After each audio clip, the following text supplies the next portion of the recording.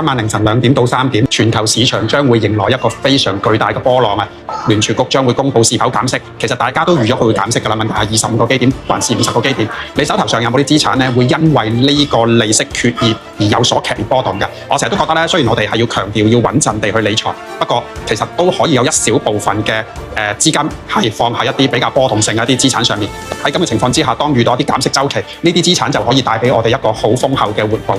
要揾到你究竟有幾多部分嘅資產係可以冒一啲比較大嘅風險嘅。當然啦，大部分我都係強調咧，應該係要持平穩陣為主，咁樣你先可以瞓得着覺。今晚嘅關鍵除咗係減幾多息之外，最重要嘅當然係鮑威爾喺公布消息之後，佢嘅分享會否暗示嚟緊今年年尾或者下年年頭會繼續再減1次2次息？呢啲先係關鍵咯。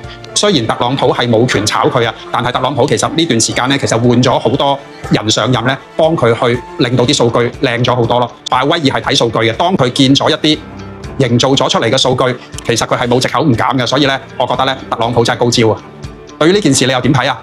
你手頭上有冇一小部分資產係會因為嚟緊有機會嘅減息而暴漲，而令到你嘅身家有一個好豐厚嘅回報㗎？留言區同我分享下，你係點樣理財嘅？